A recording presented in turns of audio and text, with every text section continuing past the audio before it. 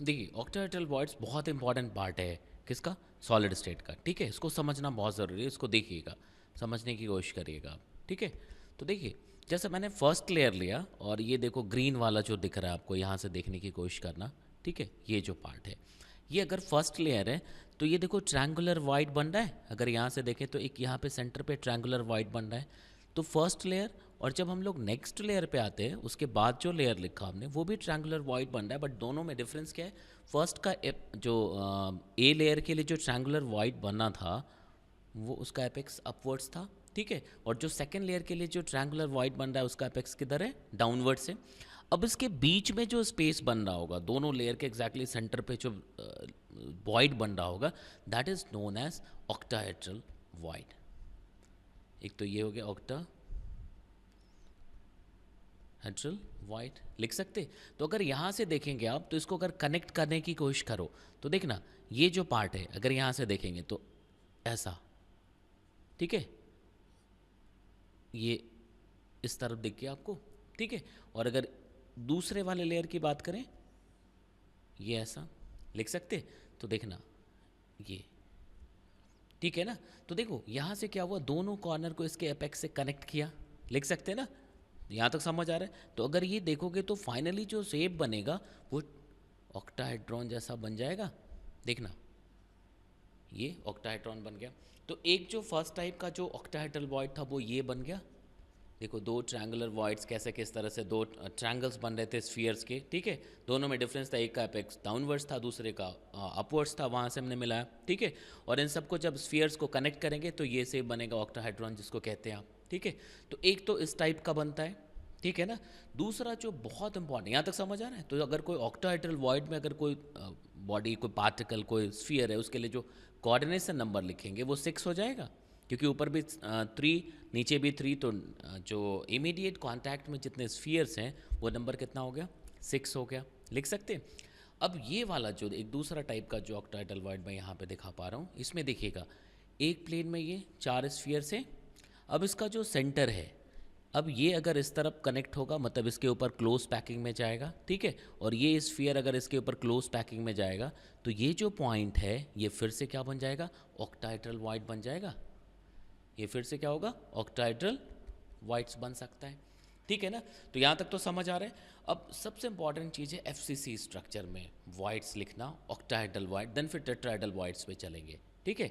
तो इसको देखते हम लोग समझते जाते, देखिएगा बहुत आसान है, शुरू में एक बार समझ आ जाए तो फिर बहुत आसान होगा आपके लिए, ठीक है।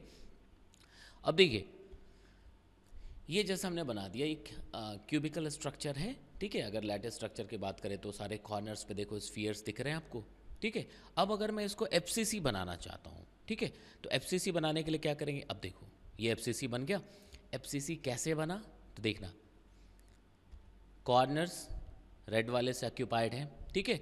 और जितने भी फेस के सेंटर्स हैं, ठीक है ना, फेस के सेंटर्स मतलब 1 2, एक यहाँ पे आएगा, देखना 3, ठीक है, 4 5 एंड 6 लिख सकते। तो देखो first face, second, third, fourth, fifth, sixth, आ गया, लिख सकते।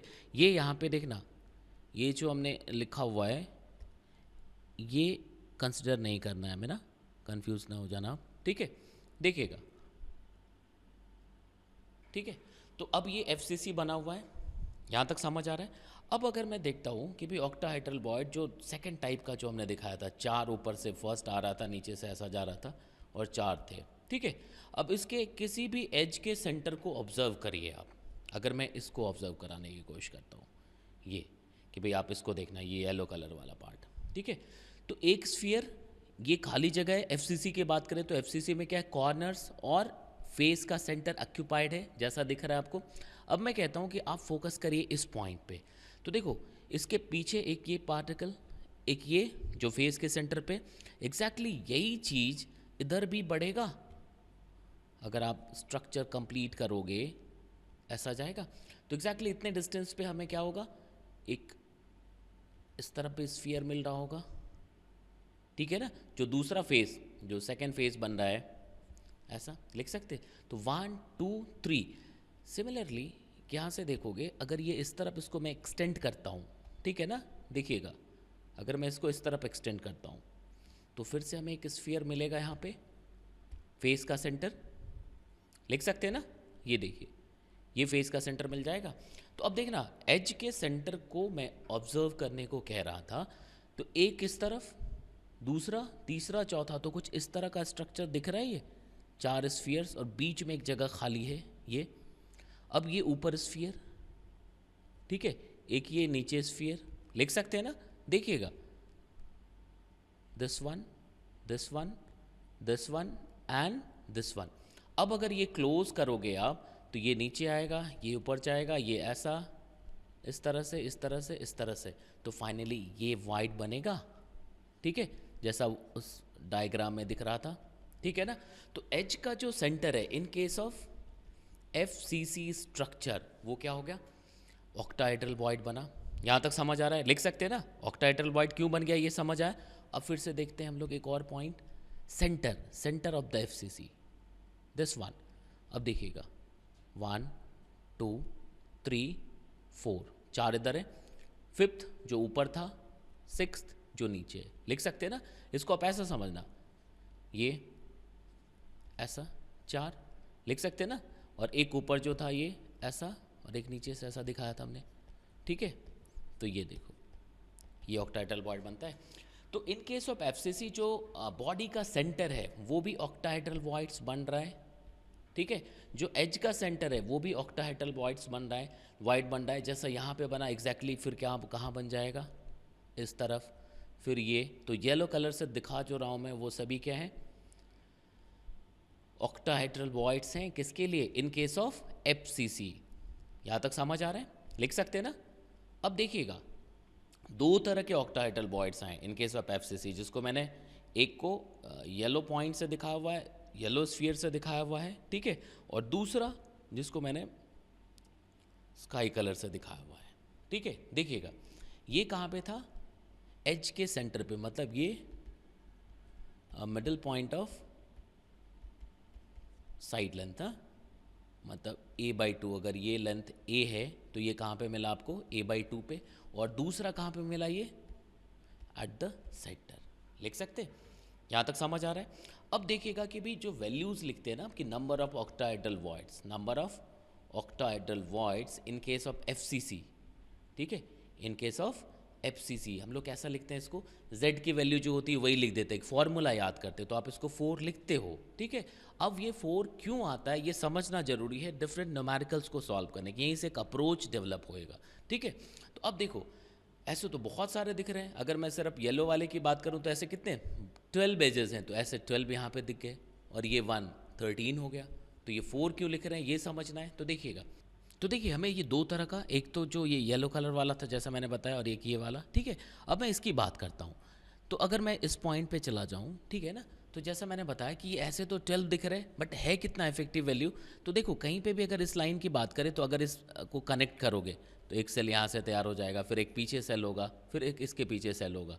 तो इन 4 के लिए ये एक साथ शेयर कर रहा है एक लाइन, मतलब एक एज जो होगा, एज ऑफ द क्यूब, वो 4 डिफरेंट सेल के साथ शेयर कर रहा है। तो इफेक्टिवली एक ऑक्टाहेड्रल वॉइड जो है वो जो दिख रहा है एज के सेंटर पे, ये इफेक्टिवली एक सेल के लिए कितनी वैल्यू देगा, 1/4 लिख सकते। बहुत क्लियर है। तो ऐसे ऐसे कितने हैं, वी हैव 12 ऑक्टाहेड्रल वॉइड्स। अगर यहाँ से देखें तो नेट वैल्यू कितनी आएगी, 12 इंटू 1/4। 1/4 क्यों लिख दिया, क्योंकि एक एज जिसका मिडिल पॉइंट ऑक्टाहेड्रल वॉइड बना था जो अभी हमने समझा, ठीक है, तो वो 1/4 हो गया। प्लस अब ये देखना, ये सेंटर वाला एक्सक्लूसिव तरीके से सिर्फ इस सेल के लिए बना है, उसको किसी दूसरे के साथ शेयर नहीं कर रहा है, तो इसको मैं सीधा 1 लिख दूंगा। तो देखो यहाँ से कितना आएगा, 3 + 1 4, this is the answer. Number of octahedral voids in case of FCC structure कितना होगा, 4। अब इससे क्या होगा, सिर्फ फॉर्मूला याद, अभी नॉर्मली क्या होता है हम याद कर लेते हैं कि चलो ठीक है यार, जो Z की वैल्यू है, ठीक है ना, वही क्या होगा, नंबर ऑफ ऑक्टाहेड्रल वॉइड्स होगा, ठीक है। उसको 2 से मल्टीप्लाई कर देंगे तो क्या होगा, टेट्राहेड्रल वॉइड होगा। बट इससे क्या होगा, बहुत अच्छे लेवल के न्यूमेरिकल्स नहीं कर पाएंगे, क्योंकि कहीं पे होगा कि भी एक फॉर्मूला लिखने को आता है ना, अबाउट द बॉडी डायगोनल सारे स्फीयर्स को डिलीट कर दिया, ठीक है, या along this line face diagonal सारे पॉइंट्स को डिलीट कर दिया, या एक ऑल्टरनेट साइड को डिलीट किया। तो हमें पता होना चाहिए कि किस तरह के ऑक्टाहेड्रल बॉइड्स हैं और वो कैसे कंट्रीब्यूट करते हैं, तभी आप सारे न्यूमेरिकल्स कर पाओगे, एक अप्रोच डेवलप होगा।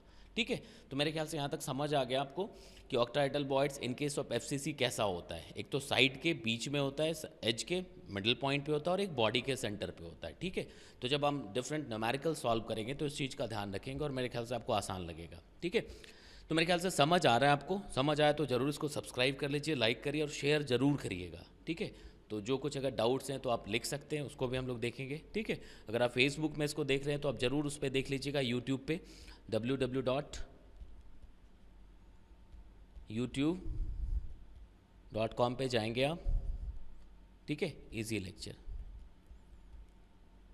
एडवांस के लिए फिजिक्स, सभी फिजिकल केमिस्ट्री के बहुत सारे न्यूमेरिकल्स आने हैं, तो आप इसको देखते रहेंगे।